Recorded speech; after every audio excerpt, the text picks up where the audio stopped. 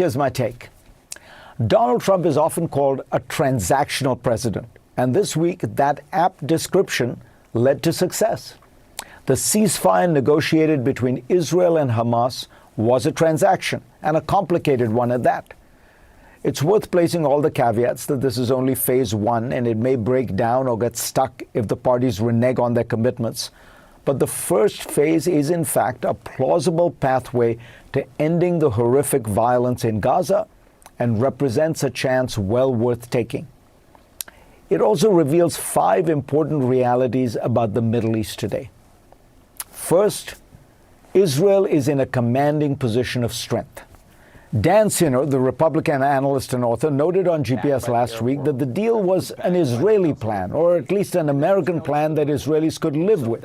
Well, Israel is the power on the ground, and it's become more powerful in the last 2 years as it has defeated an array of its enemies abroad. Nothing is going to happen without its consent. As a practical matter, if you want Israel's guns to stop firing, you need a plan that Israel can live with. Indeed, Israel's rise has been so dramatic that both Qatar and Saudi Arabia have begun warily to balance against that strength. Doha seeking military guarantees from Washington, and Riyadh signing a mutual defense pact with Pakistan, a nuclear-armed nation. Second, you can get concessions from Israel, but it takes political capital and skill. President Trump used both intelligently in getting Benjamin Netanyahu to accept the deal. Trump has huge political capital with Israelis, and he used it to pressure Netanyahu. He seized the moment when Israel's attack on Hamas operatives in Doha produced lots of blowback in the region. And he took Hamas's partial acceptance of the plan and pretended it was a full embrace, even though the Israelis had begun to balk, forcing the deal to a close. Third, you see in the negotiations the reality of the new Middle East. Look at who was in the negotiating room for the deal. Egyptians, Turks, Israelis, Qataris, and Americans, along with Hamas. The Egyptians are important only in this particular context because of their border with Gaza and the Rafah crossing, which is a key corridor for flooding aid into Gaza.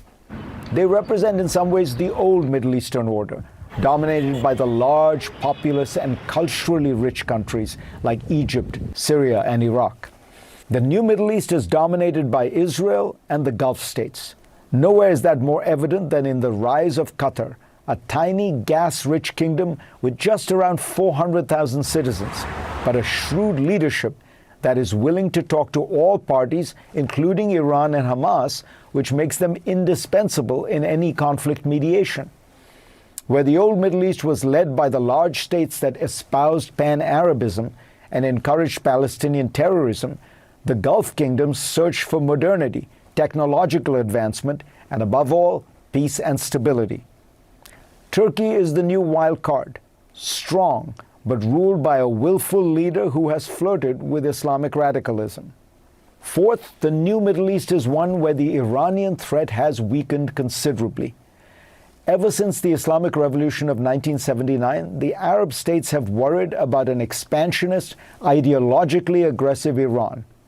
But over the last 15 years or so, Iran has been in economic misery and periodically convulsed by political crises, from a green movement to widespread protests from the women's movement to divisions within its ruling elite. Through all of this, Iran faced a series of devastating Israeli attacks on its nuclear scientists, military leaders, and nuclear facilities, culminating in the attacks in June, which was so comprehensive as to be almost akin to an invasion. Finally, despite all the violence, extremism, and animosity, there is really no long-term plan that doesn't end with some kind of a two-state solution. The veteran American diplomat, Martin Indyk, who was passionately pro-Israel and also in favor of a Palestinian state, wrote an essay in Foreign Affairs last year, a few months before his tragic death, titled "The Strange Resurrection of the Two-State Solution."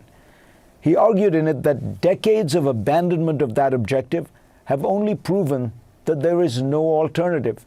Every other alternative, continued occupation, one state, expulsion, doesn't really work. So people will eventually, reluctantly, come back to it. But that will only happen now if President Trump comes to it himself and invests it with his power and energy. His plan makes a small reference to it. But in announcing the ceasefire, he hoped not just for a ceasefire, but for everlasting peace, quote unquote. That would require more than a transaction. It would require vision. The fruits of that vision, genuine and lasting peace, would echo through history and would constitute a prize much larger even than the one awarded by the Nobel Committee every October.